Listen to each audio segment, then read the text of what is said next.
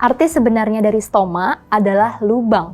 Nah, dalam istilah medis, stoma adalah lubang yang sengaja dibuat dengan sayatan di bagian tubuh tertentu di dinding perut melalui teknik operasi untuk mengeluarkan zat sisa pencernaan.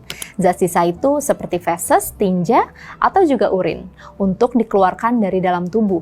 Lubang stoma ini dihubungkan dengan usus atau bagian kandung kemih dan berfungsi sebagai saluran alternatif ketika saluran pencernaan atau saluran kemih tersebut tidak dapat berfungsi dengan baik. Nah, dengan begitu zat sisa tadi dapat keluar tanpa harus melewati saluran pembuangan yang semestinya.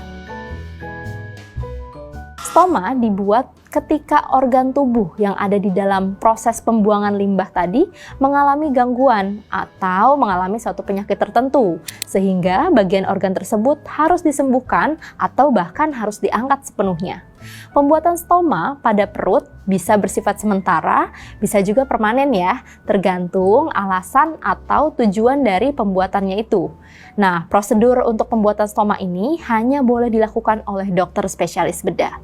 Fungsi dari pembuatan stoma yang pertama yaitu untuk pembuangan limbah tubuh dengan memberikan jalan keluarnya sisa metabolisme dari dalam tubuh saat organ-organ tersebut tidak dapat berfungsi dengan baik.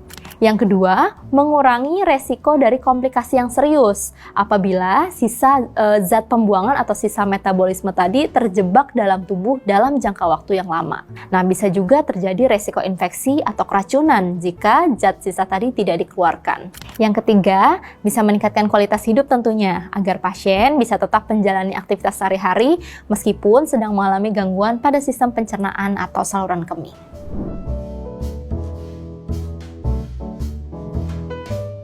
Beberapa kondisi medis yang memerlukan stoma diantaranya kanker usus, diverkulitis, kemudian ada juga Crohn disease, ada juga colitis ulceratif atau peradangan ulcer di bagian usus, kemudian bisa juga akibat cedera traumatis pada bagian usus.